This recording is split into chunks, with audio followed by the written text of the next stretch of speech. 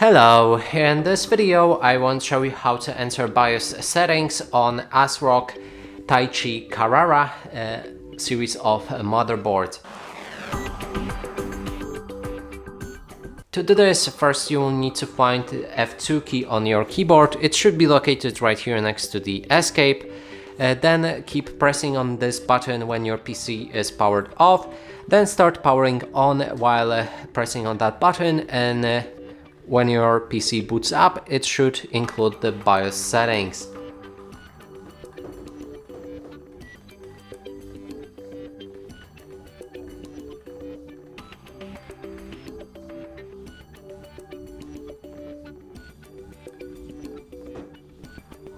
And that's it for this video. Hope you like it. Please consider subscribing to our channel, leave a like and a comment below.